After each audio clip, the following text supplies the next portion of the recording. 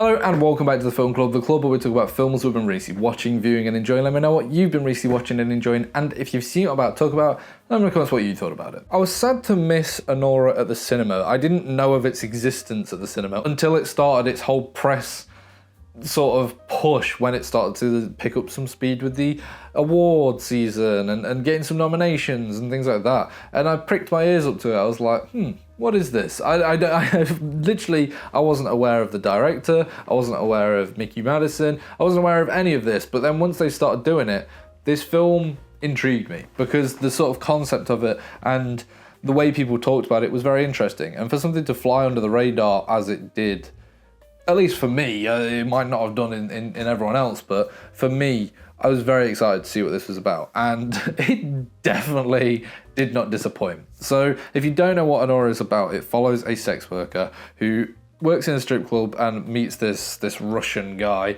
who's clearly got a lot of money. He privately hires her to be his girlfriend for a while, and that develops and escalates. And then the turning point of this film is the middle part, where it sort of turns into like a slapstick Tom and Jerry style chase film. I don't really know, but it had hints of like Tarantino in there without the blood, but like the just the screaming and acting and the way it was filmed, it was absolutely brilliant. And then I won't tell you where the rest of the story goes. I will simply let you watch it, but this was fantastic.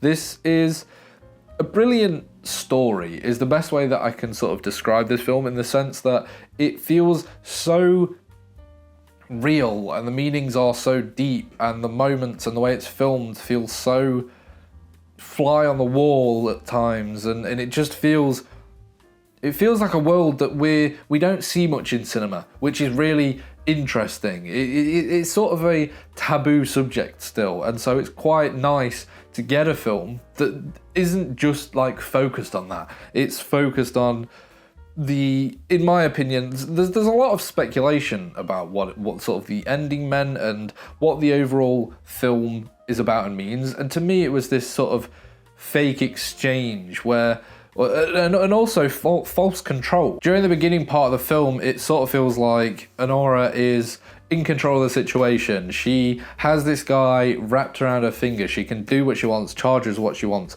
And that's what she's done in her work. It's sort of playing these men with their emotions and getting the money out of them, essentially. But over time, towards the end, we see that sort of flip. And especially through the private jet scene and when his family comes into it, it sort of is this realization of she was just sort of a plaything for him to pick up and drop at will. And just he had no real regard for her or her life, and it's this flip of the control that I loved. And I think the final scene, and I know I said I wouldn't dive into it, but so spoilers, but I think that final scene where she sort of lashes out at the guard, to me it's her rejection of the control, of losing that control. Like when she gets on top of him in the car, it's like, okay, I'm in control of the situation again. This feels nice. But then when he goes to kiss her, it sort of breaks that boundary of neither of them is in control, but they're both they actually have feelings driven by it, and it's not driven by money or an exchange of something. It's just they're both in the moment. And she's so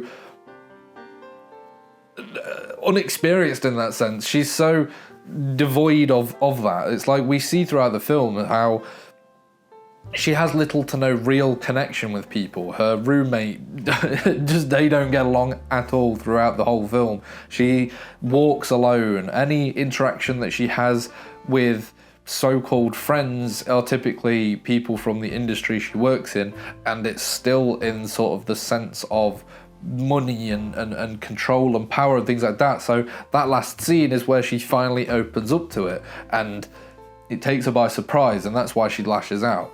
At least that's what that was my interpretation of it. And this is a brilliant film. This is such a beautifully shot film. The colours and the aesthetic of it all, and the way it knows when to go fast and it knows when to slow down. It has peaks and troughs. It knows when to cut to the next scene, but it's not shy to keep the camera rolling and just stick around for a while, and that is what I loved about it, and that's what gave me that sort of Tarantino-esque feel to the way it was filmed, especially when it starts to go wrong and Anora is left in the house with the two guys and they're like trying to tie her up and she keeps screaming.